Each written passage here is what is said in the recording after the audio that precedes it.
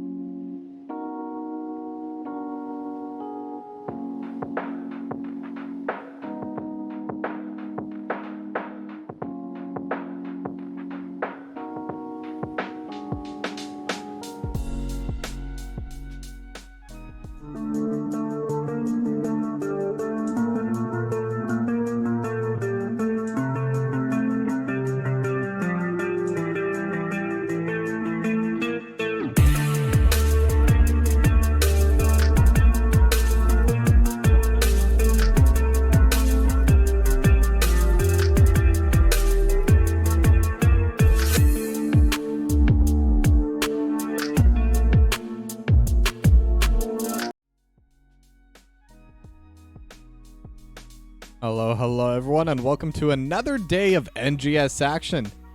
Today, on this beautiful Friday, we are going to be playing BoomerGaming versus a 9-5 in the Heroic division.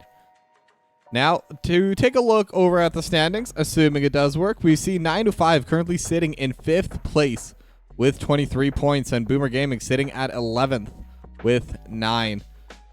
So there is definitely a little bit of a gap in terms of placement there. BoomerGaming definitely not going to be favored in this one, but I've seen BoomerGaming play for a while. I've seen them play way back in the Nexus division as well, and they have been steadily improving, and it's definitely wouldn't be that big an upset if they were able to take at least one game off of 9-5, but that being said, I do think 9-5 is still favored in this one.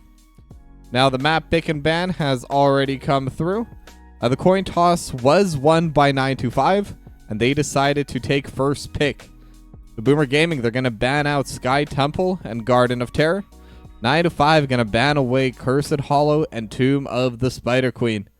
And map number 1 is going to be the Infernal Shrines, picked by BoomerGaming. So Infernal Shrines, a lot of fun, lots of team fighting happening, and the team fighting is kind of forced to happen because the objective, like I always say, does not actually really deal damage to the structures, unless there's no one there for some reason, but that like never happens. But Unaverted, thank you for the follow. But there's still going to be some time before we get into the game because one of the captains kind of got stuck in a super long game. And they were actually still in the game while doing the coin toss, so cheers to them for at least getting us started, at least getting us going. So I would like to take some time to talk about a couple things, and the main thing is, I was hinting at this yesterday, but tomorrow's stream is going to be a special stream. I said it was 99% sure going to be happening, and today I got full confirmation. Tomorrow is going to be a charity stream. For a couple of while I'll be doing the replay cast. So we will be running a charity stream for Starlight Children's Charity. So I'm looking forward to that. It's going to be a lot of fun.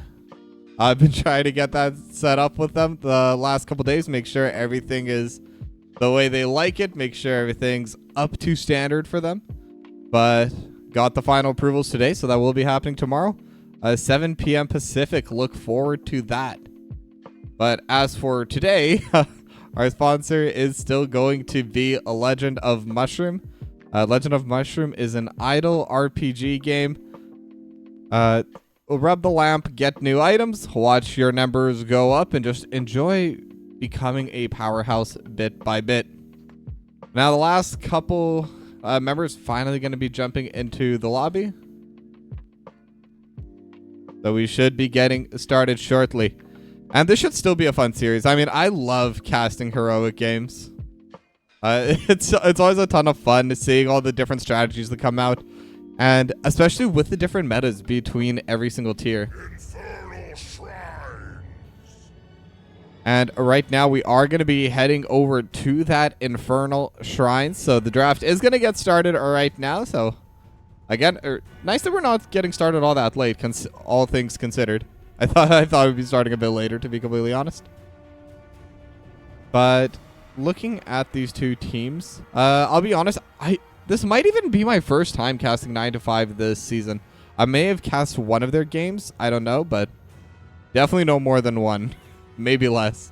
But Junkrat going to be the first ban coming out of 9-5. And what for Infernal Shrines, there's definitely a lot of pressure in the offlane role. I think there's a lot of offlaners that are really good on this map. Dahaka, Leoric, Hogger especially is going to be good on this map. But it's actually going to be the Orphea ban coming out of BoomerGaming. Trying to get rid of that pretty strong mage overall. Very high carry potential on that hero. And then next ban should be coming out soon, but I mean, right now I definitely can't predict him yet. I'll be honest, I have not had the chance to do my research, but I'll definitely make sure to do that once the playoffs do get started. But it is going to be Garage getting banned away by 9-5. That'll be one of the main engagements not going to be available for BoomerGaming. And I mean, Garrosh is really good when trying to catch people out in rotations. And I think especially gives you the opportunity to make a play happen even when overall the map state isn't favorable for you. Just need to get stuck in that one right place and force someone out. But Stukov going to be the final ban from BoomerGaming, and Dahaka immediately locked in for Uwu Fitting. FF Uwu Fitting. I think I might have cast that. I'm just trying to remember. And then E-Bagatron going to lock in the Anduin and Hogger for Chronicler. I always love seeing Hogger on this map. It is a very good Hogger map. Really good at taking down the skeletons. A lot of opportunities to go wild with the Hog Wild. And it's able to just bring out a lot of DPS, and especially with the Anduin, is a light bomb combo potential with that Hortipult. I don't see it being used super often, but it is there. But now Diablo going to get locked in for Mark, and I assume this next pick's either going to be the Tychus. Okay, no Tychus. That's going to be the Deckard Kane going over to Ferret 102. But I suspect that 9-5 will ban away the Tychus now, because it's really good on this map, really good overall, and really good into Diablo Dahaka. So I think it'd be the simplest thing to remove, unless there's something else they'd really rather not play into. But we're going to have to wait and see. But I know carries haven't picked yet for 9-5, so BoomerGaming. They could try to ban something away like Chromie maybe, but they do have the first pick. And they'll ban away the Mephisto. Not exactly the same, but they're both mages. Close enough. And it's actually going to be the Joanna ban coming out from 9-5, so Tychus is still available if they want that on BoomerGaming. But there's actually quite a few pretty strong carries still available. None of them have actually been picked. Hanzo's still there. Vala's still there. Like I was saying, Tychus is there. There's quite a few options left for both of these two teams. Ready for action. And it is going to be Murden for Calavoth and the Tychus for iFeed. Kind of as expected. I mean, this whole situation is too good not to pick Tychus, in my opinion. Literally, it's just Tychus's best map, or one of the best maps for Tychus. And it's into a Diablo, so just a really simple choice there for iFeed. But now both carries have to get picked here by 9-5. They don't necessarily have to go double carry, but most likely it will be. And as I say that, they're actually going to go double bruiser. It's going to be the Imperius for Zombie Boss HD and the Zul'jin for Samsonite. Now, Imperius is pretty good for that. If you're going to be running a double bruiser with something like a Zul'jin, you do want at least a little bit more damage with it. Zul'jin is one of those hyper carries, but Imperius is going to be able to bring out a lot of damage, will help bring in a lot of control, and assuming it is going to be that Wrath of the Anguirus, we'll be able to bring an extra form of engage. But final pick is going to be the Maya for Dope Monster. When it comes to playmaking, that is the single best melee assassin in the game. And not that there's that many melee assassins anyway, but pretty balanced team comps from both these two teams. Both of them kind of going for that solo carry, the Tychus for iFeed and the Zul'jin for Mark. But, I mean, I think this draft is pretty close. Either of these two teams can definitely win out just based off that. So I'm looking forward to it, and let's head right into game number 1.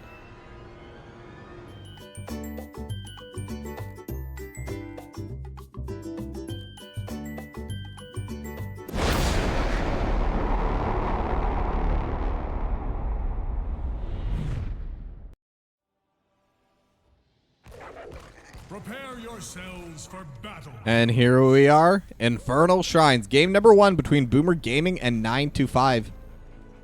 Now both teams are getting set to go into this mid lane. All members are on the way there. And I'm just trying to take a look at the talents. I'll be honest, I don't know too many of these heroes. But it is going to be the standard Dwarf block on the prowl. So it does look like it's going to be the Rage build coming out of Chronicler. Like I've been saying, I've been seeing quite a bit of that dynamite build coming out of Hoggers, but I do believe Rage build is better for trading, but I haven't played too much Hogger, so I don't want to comment on it too much since I don't really know what I'm talking about there. But a little bit of poke going down in the mid lane as both sides just trying to fight for that pressure into the jungle, and now they have a couple pulls. The Umbral Bind lands on a 5, but they're able to pull Dope Monster into the back with that Shadow Charge. The Dope Monster was in a pretty bad spot. Mark going to take a lot of poke as well on the return of that play. And now the first push is going to be coming out of BoomerGaming. But, oh, that play could have gone real bad for 9 to 5. Dope Monster almost collecting all 5, but luckily Fitting was there and was ready for the play. And now they have the Shadow Charge on Bagatron. A lot of damage onto this ad when they're trying to heal. And now the Emerald Bind going to pull Zombie Boss HD away, and Dope Monster. I don't think I've actually ever seen Maya use the Emerald Bind for peeling. But, I mean, clearly it's effective. It worked really well there. Bagatron was in a really gnarly spot. And I think that also may have been the first time I've ever unironically used the term gnarly. But you know what? It fits there. But now BoomerGaming going to get started on their siege camp. And 9 to 5 going to be answering on the right side as Calavoth just trying to get a couple Storm Hammers into Fitting. But not going to be able to get too much pressure. Just kind of trying to be a nuisance and in the way. But BoomerGaming, they were able to finish theirs off first. So they have a slightly quicker rotation to the bot lane. And now they're going to be starting over onto the siege camp, or at least that's what I thought 9 to 5 was going to be doing. But they're jumping onto Dope Monster instead. But with a couple flash heals from Bagatron, will be okay. And now they're getting started on that bottom siege camp. Now BoomerGaming, they're not really in position to defend into this. Calavoth and Ify, they're pushing out the mid lane instead. So this should be a free camp going over to 9 to 5. And a slight advantage there, but level 4s are now going to get picked up by BoomerGaming. I assume 9 to 5 will be getting it in about a moment, and there it is. The next set of talents is going to be there. But it is going to be the Master Assassin build, so no minigun build coming out of Ify. Just going to be the standard Tychus build that we all know and love. But now a little bit of push happening in the mid lane because Ify was there with Calavoth to get the push in. We'll get a little bit of damage from the Impalers onto the wall, but not too much. As the Bruiser camp is going to get started by Bagatron and Dope Monster. They're going to be put... 9 to 5 is once again going to be answering on the right side. And Mark has a lot of DPS. I mean, that is one of the main strengths of that Zul'jin. Has a lot of single target consistent DPS. And I think that's why they drafted the way they did. Whenever you only have one DPS, you need them to kind of be a hyper carry. Now, Maiev does enable you to go a little bit less hyper carry, which is what we're seeing from BoomerGaming. As Shadow Charge in Calavoth into the wall, but again, neither side really pulling the trigger entirely. They're both just getting ready for the play there. So now the Hog Wild going to be coming through. This is my favorite part. This is why I always love seeing Hog on this map. This isn't even always that good, but it's just always fun to watch. And now Mark, staggering blow, not going to get hit into the wall. And now the Celestial Charge also not going to land. They have the Chastise and Calavoth looking for the back line. Not going to be able to find it with the Dwarf Block. Going to be able to save quite a bit of damage as the drag does land onto Ifeed. And the staggering blow actually prevents the engage from Fitting, but Zombie Boss HD jumps over the wall. Could be in a bad spot now. And they do have the stun, but they don't have too much more lockdown. And now the overpower from Fitting. Not going to be able to get Calavoth in too bad a spot. Right now, the play overall favoring BoomerGaming. They have a massive push in this top side. And they're still not behind in the Skeletons. 9-5 going to take the lead now, but they have sent their Dahaka up to the top lane. So BoomerGaming, they will be able to retake onto this zone. And the Hog Wild going to be going wild again. Level 7 talents as well for them. But 9-5 going to be able to match it immediately after.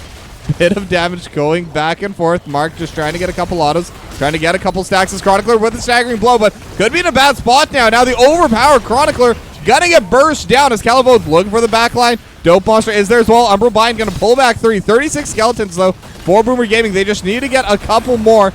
And they will be able to get it. So they do lose one, the First Blood. That will go over to 9-5. But the Arcane Punisher, it will go over the way of BoomerGaming. And they got a good chunk of this wall on the top side down as well. Just a little bit left on one cannon tower as the push is coming through. And it looks like BoomerGaming, they don't really care about the push with the Punisher. What they want to do is they want to try steal away the siege camp. But their DPS is a little bit slow. 9-5, they see it. They have the Scroll of Sealing popping out on it as well. But the Chastise should have bought enough time. And with the Umbral Bind, they will be okay. Calavoth is the only one that might still be out of position. But with the staggering blow from Chronicler, there will be a pretty clean steal coming out of BoomerGaming. And now with that, they also have the pressure. They can push out this bot side as they do get started on the siege camp. But again, 9-5, they're here. They're ready to team fight. They're bringing all 5 members down here as well. Samsonite obviously will have the Brush Stalker, so we'll be able to leave to match Chronicler pretty shortly. But Chronicler did finish off the wall there. So we'll get started on the fort pretty soon. Unless Chronicler does get matched. Now Dope Monster could be looking for Fitting, but not going to be able to find it. as iFeed did have to reset after that play. So the bottom camp is going to go the way of 9 to 5. But the Boomer Gaming camp is still available. iFeed just going to get started on it now. Neither side has level 10, but Boomer Gaming definitely closer. About a little under half a level lead for them. And I think if they take this camp, they will have level 10. They might even be able to get it just before. There's a pretty sizable wave in the bot lane, pretty sizable wave in the top lane. And with the camp going over, they do have level 10s. So they do have an advantage for a little bit as Calavoth going to walk forward. Sees Zombie HD going to land the Stormbolt. And now the minigun going over onto Fitting, going to deal a little bit of damage. And now they have the pull Zombie Boss in the back line, but there's no more stuns. They have the grenade as well. Calavoth looking for the back line. And now with the overpower coming through Zombie Boss HD, Calavoth, the avatar is popped, but it's so low and will get taken down. And Staggering Blow will be there. Stay a while and listen as well, but Chronicler will be able to spin away. Still a one team fight for 9 to 5. As Boomer Gaming, they just didn't have enough damage to finish off Zombie Boss HD. Fitting got completely taken out of that fight with a containment disc, but even with the tank gone with the level 10 advantages, they just didn't have the damage yet. But 9 to 5, they want to push this lead. They want to push this pressure and tempo they have on the map. They're looking for the Bruiser camp. Mark is sitting at low HP, but Dope Monster is the one getting pulled back. Umbral Bind got to pull back too. And now Zombie Boss HD starting to get low. Light Bomb lands onto 3 members. Now the Hog Wild in this tiny choke point going to be dealing quite a bit of damage. Containment Disc is going to land onto the offlaner, and they will be able to take down the Diablo as Calavoth still looking for a fair. But Samsonite in the backline as Chronicler with the Hortipult going to take down Mark, and Samsonite trying to back away.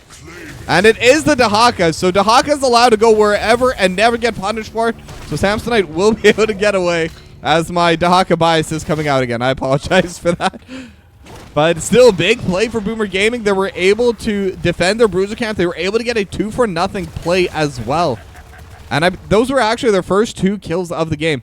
Now Calavoth is the only one here in the bot lane for Boomer Gaming as they almost have a full level lead over 9 to 5 after that play. Now the Bruiser camp is going to go down now. Chronicler getting set up here in this bot lane.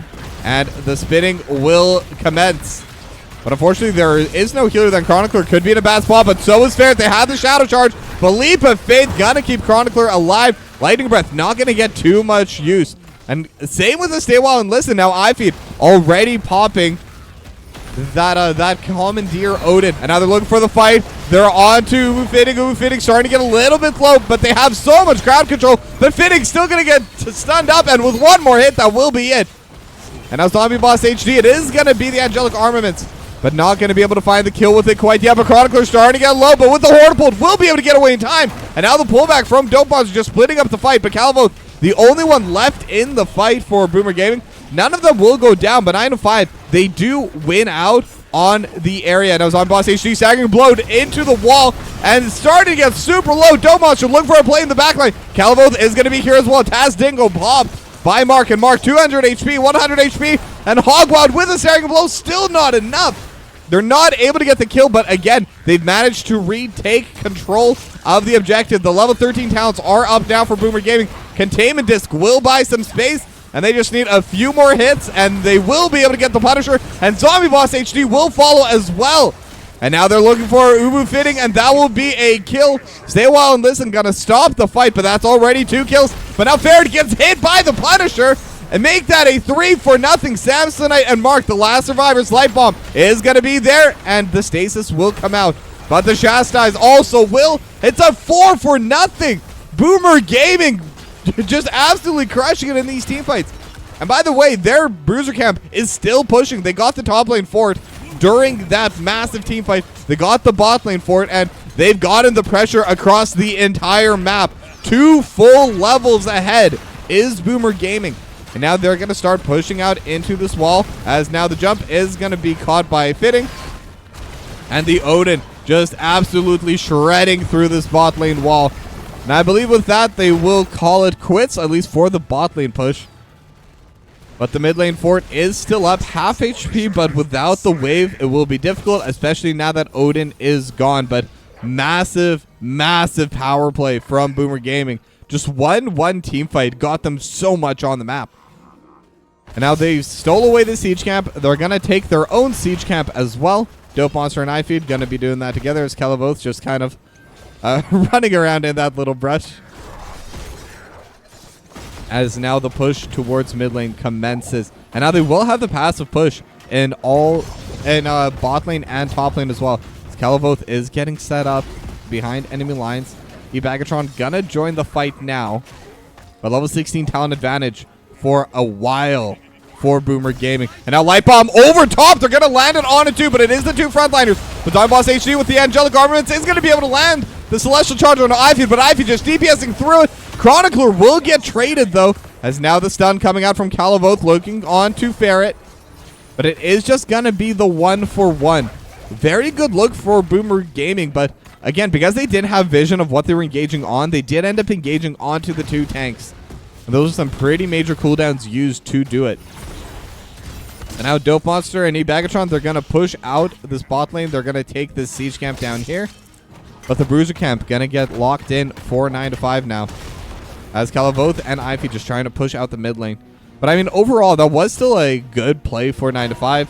Trading 1-for-1 is good when you're behind. You just want to try and push the game over to those level 20s for both sides. The more you raise the pace, the less of the game you're going to be a talent behind. But now the Bruiser camp is already pushing out on the top side, but iFeed already there. Gonna lob the grenade and will finish that off. And looking over at this, it is going to be quite a few more grenade talents coming out from iFeed. Just looking for that burst damage. As now Dope Monster and Chronicler are going to be pushing out this Bruiser camp. And now they're going to have that passive push again in the top lane. And Zombie Boss HD, Calavoth could look for a fight. They still have the talent advantage. Light Bomb is going to be there. And they're looking for that member. They're looking for Zombie Boss. And they will be able to find it. It's going to be one for now. Ferret will have the well, so we'll be able to regen a little bit as the containment disc almost catches onto that healer. But either way, that's a pretty big kill to get, especially with the Shrine activating soon. They can start pressuring a little bit onto the mid lane fort as well. Now the top lane is slowly but surely pushing out the bot lane, getting mashed by Samsonite. But 9-5, they will be able to hold on to their mid lane fort for now. But Shrine is going to be active in 3 seconds, and it looks like BoomerGaming, they want to start it on spawn. Ooh, fitting is being seen. Calavoth in a really good spot, will be able to find the stun, but they are looking towards the Diablo and just going to be using it to zone. They don't want to start a fight. They just want to take down all of these skeletons, start building up their next Punisher. But now Odin is going to get popped by Ivy. Now Celestial Charge will land. Same with the Shadow Charge and the Overpower as well. But Calavoth has the Avatar, will be able to jump back away, as it is going to be a trade of heroics coming out from these two teams. And now they have the Chastised onto two. Zombie Boss HD, staggering blow as well. And Zombie Boss HD will get finished off as Calavoth is on the backline with the Light Bomb. Ferret gonna get taken down. Fitting gonna get taken down. And now Mark is still autoing with the Taz Dingo as well. Ivy could be in a bad spot, but will be fine for now. It is a 4-for-0 so far. And Samsonite not gonna get pulled back by the Armbolt Bind, but no teammates here. And is alone, will get slowed, will get stunned up, and will get finished off. So that was a 5-for-0. And again, the Bruiser camp still pushing out the top side. Now Fitting is back, had the souls. But this could be an opportunity for them to not only take down Fitting again, they could look to end the game here. There's no one left alive yet.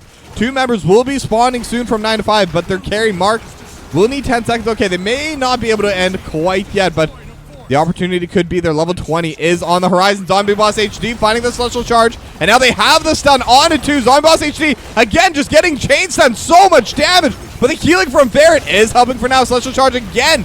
Not going to be able to find anyone. Containment is going to take Ferret out. It will be 1-for-1 trade, but it will at least be able to keep the game alive for 9-5. They did lose their top keep. They will lose their bottom keep as Calavoth looking for a Mark. Not going to be able to find it. Light Bomb wasn't on the same page, but they will be able to take this mid keep. And again, they're just getting these massive victories when it comes to the objectives. And now they're going to push out into this bottom lane. Again, they still have level 20 advantage and level 17 only for 9-5. Odin gonna get popped immediately. They are looking for this final keep. Mark gonna burn down the HP, just trying to get that attack speed going. But it will be difficult to get the push. They have pretty good defense, and even with Odin, they decided it's not worth the risk. They can just go back, take the camps, and try again, because this next Punisher will be on the bottom side. It will be the Frozen Punisher, and with that, they should be able to take the that third and final keep for themselves. All of their forts still available too, so there's a lot of passive push happening in every single one of these lanes. As now this siege camp is gonna get taken down as well. So all 3 camps in this bottom half of the map gonna go the way of BoomerGaming. Now 9 to 5, they should have level 20s pretty soon, just 1 level away. Both every wave pushing into them, it will be an opportunity for them to soak more of that XP. Now they don't have the passive XP that you typically get from having a fort or a keep down, and that will slow things down, especially since they do need to send all 5 members in the back line. Calavoth is going to pop the Avatar and has the Light Bomb as well, but stay a while and listen, spreading out the fight. Divine Star coming out through the back line as well. Containment is going to land onto 1, and Lightning Breath just going to be used for zoning.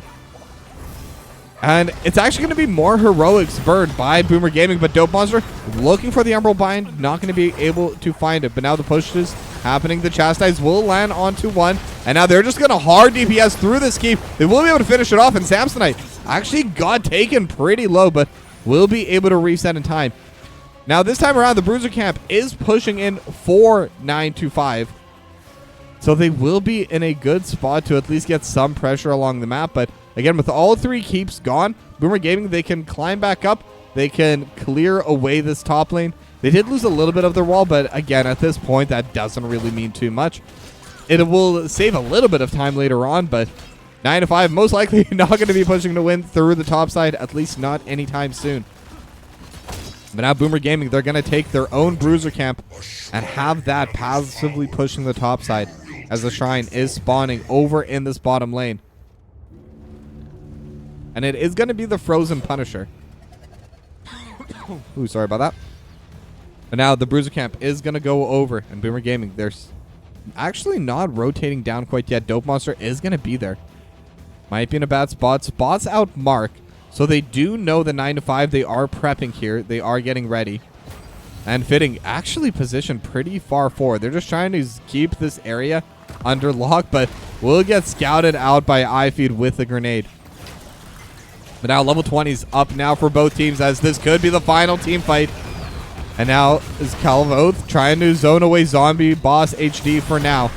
And overall, BoomerGaming, they're able to win out the area. They're going to be able to just start taking down these skeletons. Odin was already popped. Zombie Boss HD starting to go for it. Angelic Armaments is there, but the Light Bomb and the entire combo is going to be there for BoomerGaming. And now it's a 4v5. Samsonite is on the backline, but Samsonite is alone in the backline. And then BoomerGaming looking towards Mark. Taz Dingo is going to get popped as Bagatron forced to back away. Calavoth starting to get taken down pretty low. Same with Chronicler. And the Hog Wild actually pushes Chronicler back into the Lightning Breath. So it is going to be still 1-for-1. But 9 to 5, they can't stay here. There's a massive wave pushing out in the top side. And so Samsonite not going to be able to get canceled in time. But it is 3v4. This is the fight BoomerGaming want. Fitting, it will be able to heal back up for now, but it is getting stunned. And Dope Monster is in the backline looking for Ferret. Not going to be able to find them. Calavoth just trying to keep anyone locked down. They will be able to finish off Fitting or not. Yes, they will. And now Ferret 102 and Mark trying to run away. Nowhere for Ferret to go. Containment is going to find Mark. And they should be able to take everyone down here with the Umbral Bind with the Frozen Punisher. 2 members down for 9-5. Frozen Punisher pushing out the bot side. And technically 4% onto the core. Is now Fitting just trying to buy some space. But so much damage with the binding. And actually Light Bomb as well. Gonna land on a Samsonite. As iFeed just has so much DPS now. Zombie Boss HD and the entire team of 9 to 5. They're trying to delay this push for now. But with the Frozen Punisher roots coming through. With the Stormbolt from Calavoth. They're gonna be able to take down Zombie Boss. Uwu Fitting will go down. And Samsonite, the last one, trying to hold on. And won't be able to. BoomerGaming, they're gonna be able to do it. Game number 1, the Infernal Shrines will be going to them as they have the lead over 9-5.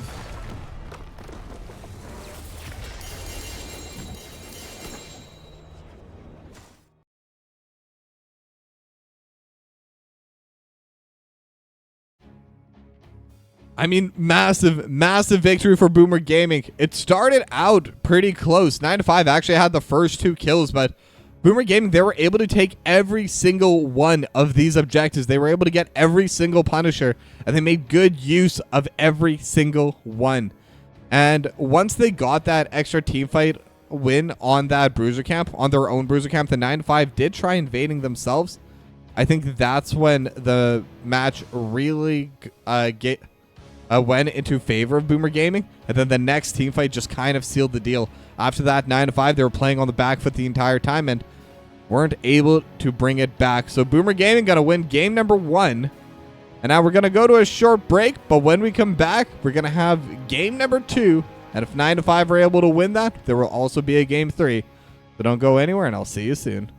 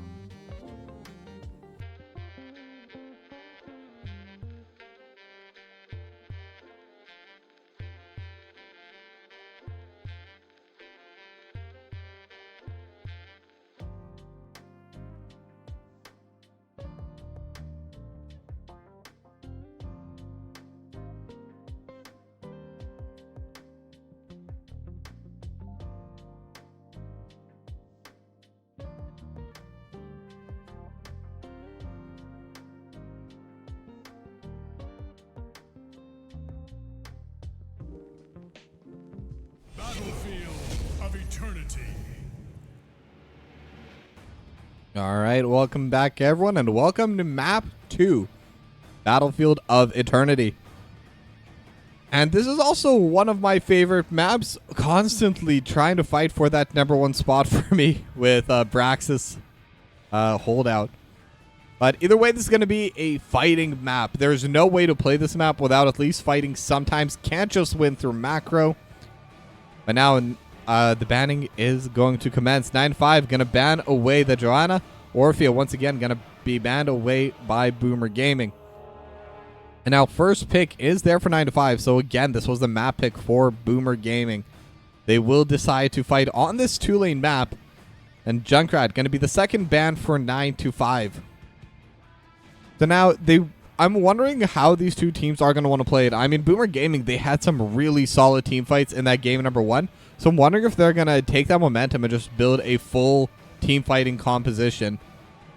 However, racing is also pretty important onto those Immortals, being able to DPS it, as Artana is going to be first picked on the side of 9-5. Hoku, I've seen you in chat. Well, this is your game to watch. But now BoomerGaming gonna lock in the Li Ming for Dope Monster and the Murden for Calavoth. Now, they're not going to be able to get the Anduin yet. There will be 2 picks and a ban coming out from 9-5 before that would be available to them. But Diablo going to be locked in again, or yeah, going to be locked in for Mark. I just realized, yeah, it's fitting on Artanis and Mark on the Diablo. And the Vala for Zombie Boss HD. And now Vala and Artanis both can DPS pretty hard onto the Immortals. They're very good at racing, and Vala specifically, once that level 7 hits, is probably the #1 racer in the game. And once that level 20 hits, it's not even contestable anymore. I think Vala can out DPS teams once that triple vault does come through. Assuming it will be the Hungering Arrow build, though, because I have seen some teams pick up the Vala, but then run her with Krita the Hunter, trying to run her more as a team fight carry rather than that DPS onto the Immortals. But now Karazim going to get banned away by BoomerGaming. Very interesting ban, but it does look like it's something that would be pretty strong in BoomerGaming. And I was actually expecting the Anduin ban, but it's going to be the Oriole banned away by 9-5.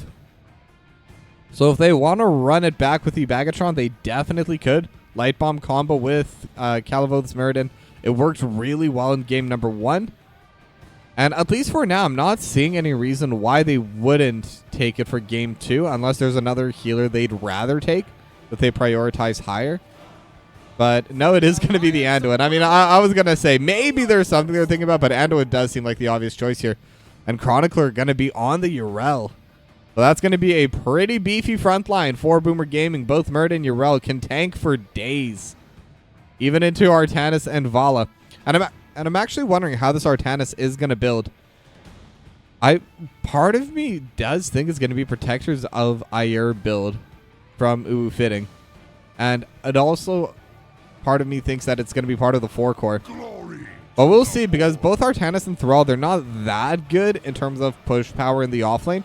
So either one of them could be sent to the offlane. Samsonite did play the offlane role in game number 1, but at least for now, it does look like there's going to be at least some role swapping happening for 9-5. But now, final pick, the 10th pick.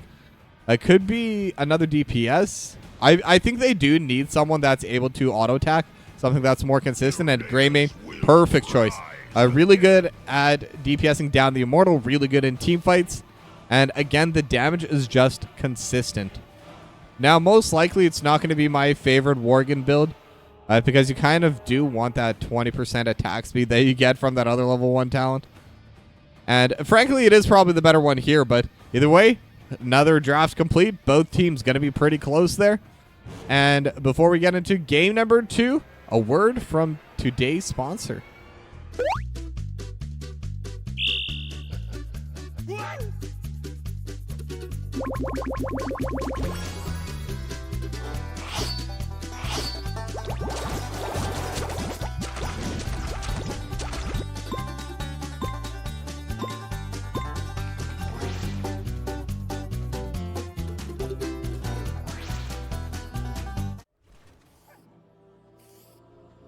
All right, and we are in map number 2 between BoomerGaming and 9-5, but like you all saw there from that short video, today's sponsor is Legend of Mushroom. Legend of Mushroom is an idle RPG game. Rub the lamp, get your items. and become as powerful a mushroom as you can be. Exclamation mushroom in the chat, or click the panel down below. And even just installing the game really helps out this stream a lot. Will help me bring more of these wonderful casts to you. But now, game 2. And it is going to be Samsonite in the bot lane on the Artanis. So there was a little bit of a swap there. It is going to be fitting on the Thrall in the top side, as Mark will still be playing the Diablo though. So main tank gonna be there. But now Kalavoth walking forward. They do land the Chastise. And looking at the talents, it will be amateur opponents. So it's not going to be Protectors of Ayer. Not going to be stacking up those auto attacks this time around. And it will be really good into that once these team fights do get started. That's how Chronicler just pushing fitting back into the wall. A little bit of trading going back and forth as iFeed getting ready for this siege camp right on spawn. So it is going to be 3 members down in this bot lane for BoomerGaming.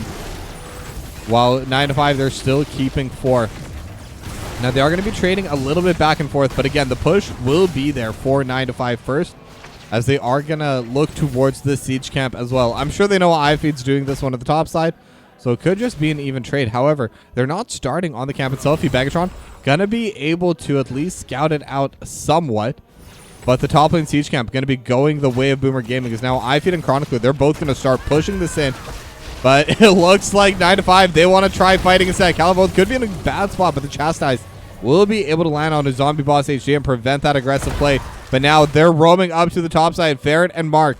They're looking for this rotation onto iFeed, onto Chronicler, and iFeed. It's a good target. Shadow Charge into the backline. Chronicler trying to buy some space. We'll be able to push Mark away, but Fitting still going to be there. Ferret's still going to be there. And First Blood going over to 9 to 5.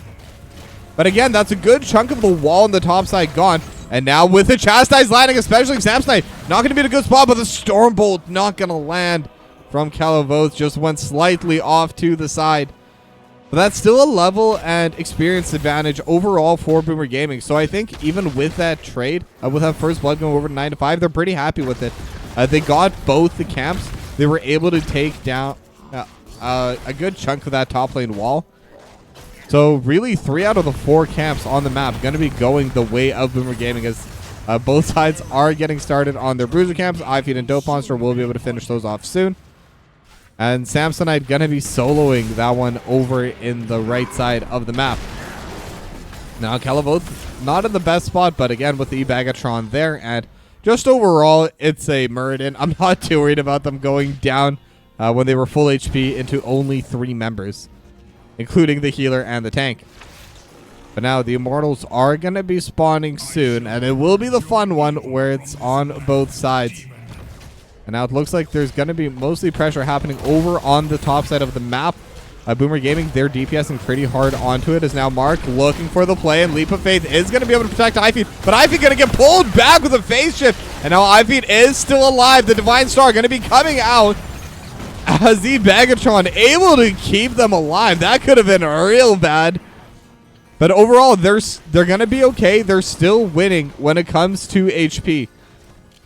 And now they're going to be able to get right back onto the Immortal. And it's important to note that the Vala, while is really good at DPSing onto the Immortals, doesn't become good until level 7. So if there's a time where they can just try trading on Race, it would be now. But now Mark, they're jumping in Kalavoth, and Chronicler into the backline, able to get the Righteous Hammer on it too, and they're going to take down the Vala first. They're looking for Samsonite and Mark. They're both a little bit low, but removing that Vala straight away really going to benefit them a lot, as Kalavoth just trying to buy some space, trying to keep them stunned up. And the Race definitely going to benefit onto BoomerGaming, but it's not going to be a very big shield, only 2k HP. But that was a massive, massive pickoff for BoomerGaming to find. The Righteous Hammer from Chronicler really made that team fight possible, as Chronicler is going to go right back up to top lane and match with Fitting. But now big wave here, as the Bruiser camp managed to get quite a bit of damage onto this wall as well. So this wall definitely going to be gone, but the question is, how much damage can they get onto this fort? And now Samsonite's getting pushed a little bit, going to be able to phase swap onto Kalavoth, but with the well will be okay. Shouldn't be too worried about getting dove underneath. They don't really have the damage for that quite yet, but now Chronicler is going to be there. And they're looking for the fight now. The Righteous Hammer going to hit Mark into the wall. And Samsonite gets hit by the Chastise, but will be able to heal back up. But now there's no more fort. If Calavoth and Ifeed could get another bit of lockdown, they're looking for it, but won't be able to find it. Chronicler and Calavoth, they're tanking up a little bit, but that is going to be the first fort going the way of BoomerGaming.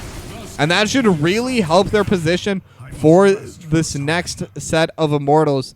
And now they're immediately running to the siege camp, but 5 members strong down here is 9-5. And I think they were hoping to start a team fight here, but BoomerGaming, they were able to read the play. They were able to back away. And they're just going to trade for this set of Impalers here in the top side. And now with that, both sides going to trade onto those siege camps. And a little over half a level lead right now for BoomerGaming. As with a little bit of poke coming out from Dope Monster, this top wall almost entirely gone. One more Arcane Orb. Just needs one more little poke. And with a Stormbolt, actually, Calavoth going to be able to finish it off. And now the Impalers, they're still pushing forward a little bit. Arcane Orb just dealing quite a bit of damage to the backline as well. But it is going to be the teleport build coming out of Dope Monster. It's a lot of damage available there, but now they're roaming to the bot lane. They're looking for Samsonite, and there's no fort here for this protection. Now with the Dwarf Toss, Samsonite looking for the face swap, not going to be able to find it. And now with the Righteous Hammer, with the Chastise, Samsonite gonna get finished off. That's going to be a second kill going the way of 9-5, and now Dope Monster are going to be in a bad spot and will get burst down. Probably the single best target that 9-5 could have found. They found the Squishy, and typically the Li Ming is pretty hard to get on top of, but she wasn't near a wall and there was just no one nearby. So that will be a pretty good kill going over 9-5. Now both sides gonna get started on the bruiser camps. Or so I thought, but 9-5, they're gonna go straight for the race. Now level 10 advantage is there for BoomerGaming. They have the heroics, but they don't have Dope Monster here yet. Going for the fight anyway. Light Bomb gonna land onto Zombie Boss HD. They have the chassis, they have the burst. Zombie Boss HG just immediately gonna go down. And now Mark is getting stunned up. Stormbolt, Righteous Hammer gonna be used. And the Righteous Hammer actually gonna land onto Samsonite. So they could keep looking. They have quite a bit of damage going on. And the Arcane Orb from Dope Monster gonna have more than enough damage to finish off that kill. And BoomerGaming, they're playing extremely well in this game. Like I said at the start, they were definitely not favored to win this game based off the standings. But based off their play right now, it's definitely not only possible, I'd say they are favored right now. But not to jinx them, as the caster curse might be coming out. I should not have said that, but oh well. Cannot be unsaid at this point, but 9-5, they're going to be respawned. They have their level 10s now, and they haven't really used a lot of their heroics. Now the Chastise is going to land onto the backline, as both sides just going to be racing between each other. But the suppression pulse will be coming through. And wait, sorry, did they win? Yeah, 9-5. They managed to win the Immortal trade. So it's not going to be a super healthy Immortal, nor do they have a wave. But that's going to be a really good win for 9-5. And again, that just really shows the Hungering Arrow build dealing so much damage onto these Immortals. Now they are going to be trading back and forth. They have the overpower on a Calavoth avatar. Going to get popped immediately. But Calavoth is still kind of zoning everyone else away. Now Chronicler could be looking for the fight. Calavoth looking for Zombie Boss HD. Not going to land the Stormbolt though. And I believe that should end this engagement. Not even able to finish off the wall though. So even though they were able to secure the Immortal, they're not going to be able to secure any kind of structural damage with it. But it will help them scale into the game. It will kind of close off that level gap that was starting to form. And if BoomerGaming got it, they definitely could have gotten a lot of value with it. They have been winning out on those fights, and they had already a winning team fight in their hands as that Immortal went down. But now the top lane siege camp gonna get traded. So 9-5, they have a pretty solid push forming up here, actually. They have the Bruiser camp and the Impaler camp. But now Mark walking forward, gonna get stunned up. Chastise as well. Curse Bullet, and the Apocalypse comes out. But it's only gonna hit onto Calavoth. And unfortunately for them, they've already been able to take down the Diablo. Luckily, wasn't on max souls, because I think right now would be a terrible time to waste those souls to get back into the game. But now they will have a little bit of a push forming in that top side. Dope Monster going to remove the wall, add a couple more angles for these magic missiles and for all of these other arcane orbs to land. But now the next set of immortals is going to be spawning in 25 seconds. And Mark is back up on the map. So everyone has everyone available. But for 30 seconds after the immortals spawn, there's not going to be any apocalypse. So a slight heroic advantage to BoomerGaming. As Omster, thank you for the raid of 6 viewers. We are in game 2 right now between BoomerGaming and 9 to 5. The immortals just about to spawn. And level 13 talents are on both sides. Ooh, fitting. Gonna get hit by the Chastise, but we'll get cleansed away. Ancestral Healing is gonna be there for fair. As Chronicler just gonna back away. And it is gonna be the Ardent Defender from Chronicler, by the way. I don't believe I've actually seen it come through yet. But again, the race will always go the way of 925, assuming it's even. So BoomerGaming, they do have the advantage on the map, but they do need to fight. Because when you're into Ovala with a Hungering Arrow build, you will never win the race. And they know that. They're looking for the fight, but it might have been already too late. Light Bomb going to land on 4 suppression pulls in the backline. Same with the Apocalypse. There's another DPS onto the backline, but the Immortal's already gone. But Farron's gone. They're on 2. They're on 3. And it will be a 3-0, but the Immortal is going to be so healthy. And they could just push into this bot lane. But right now, with the Bruiser Camp and a massive wave to boot, BoomerGaming, they're just going to let the Immortal do whatever it wants, and they're going to push themselves with this wave.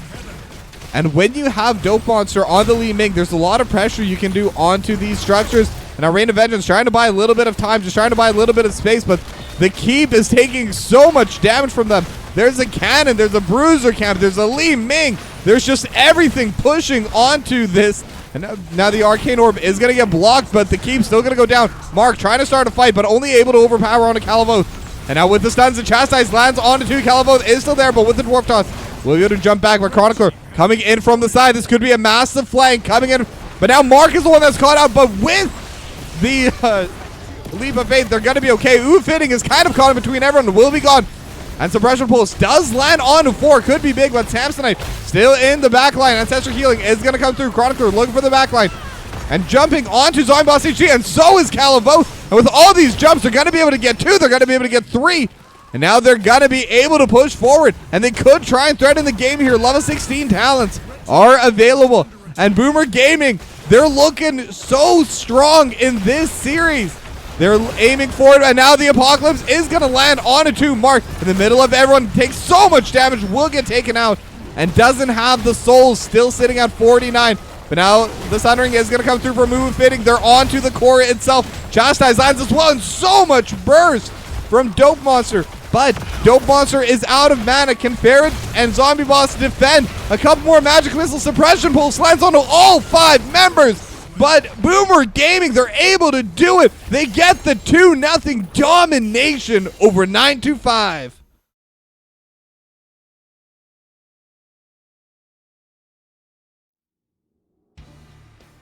And an absolutely massive series coming out from BoomerGaming.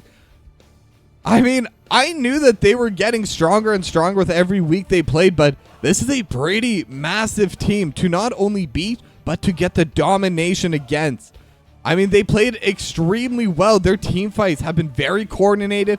They know exactly what they're doing. They know exactly their targets, and all their all their hard work is finally going to be able to come to fruition here with that domination. Now I'm going to try and get an interview set up, so give me 1 moment while I get that going.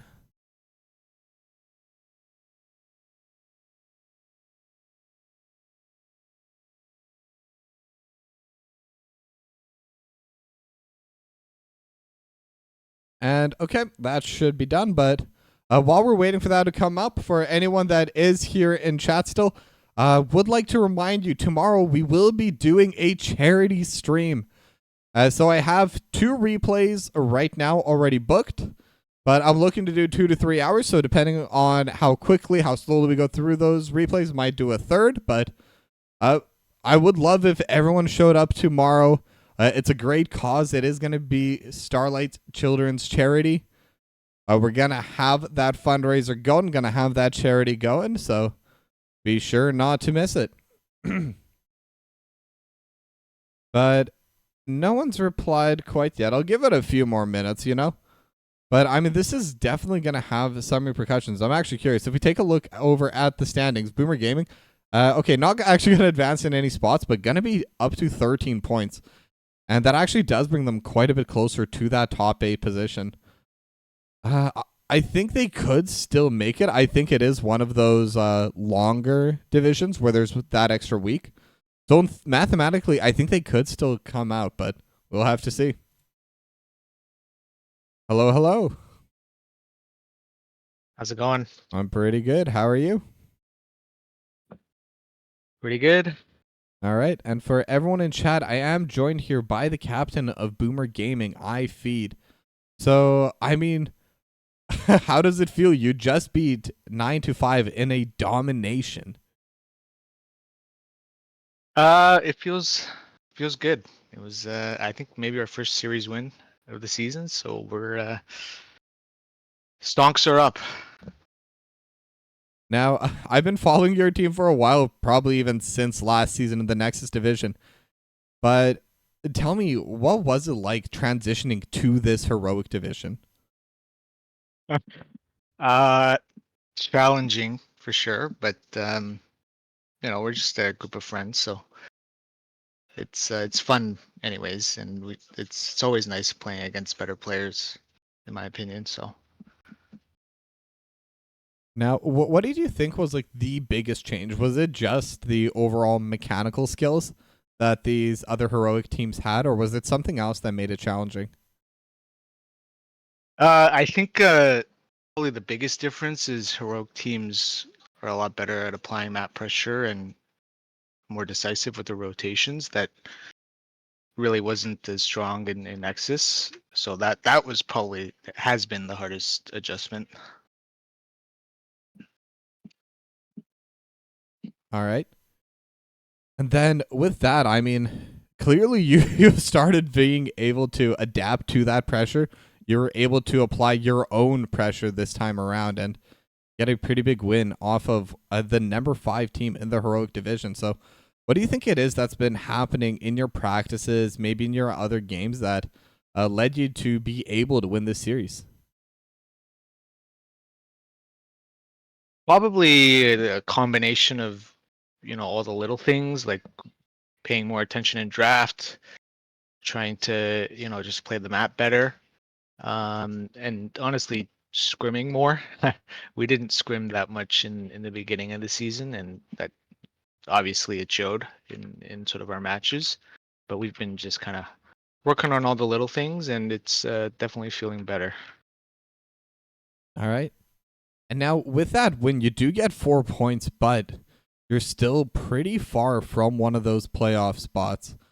I believe you're now going to. Oh, although you have played quite a few less games compared to everyone else. So that actually will be able to help quite a bit, as I just did pull that open. But is playoffs something you're trying to get into, or is right now you're just trying to improve, trying to get better, and then try and compete next season?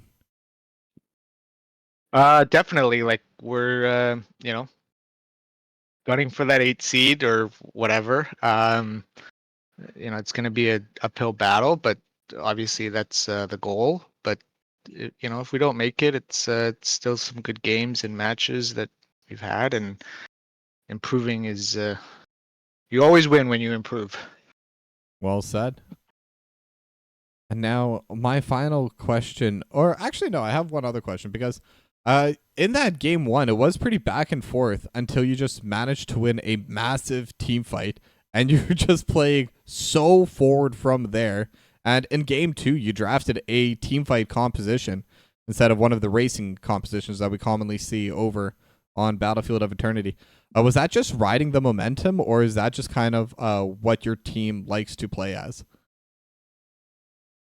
I'd say for game 1, we definitely felt like it was a pretty strong overall draft for the objective and for the map. So just kind of recreating that on BOE. You know, we feel like we're generally pretty safe when on sort of the 5v5 death ball sort of fights. So sometimes we just lean into that. But I mean, our race was pretty good. We had Greyman, Li Ming, so it's not like we didn't have anything. I'd say it was more just kind of getting more vision around the map. We kind of knew where they were most of the time, which really helps in these games. Yeah, and it definitely worked out for you in both of those games. And now, my real final question: are there any shout outs you'd like to give? Is there anything you'd like to say to all your fans out there? Yes. Shout out to Bellers, Mr. Zoomer. Hopefully he's watching. If not, we'll clip it. Shout out to you for casting. Shout out to the fans for watching.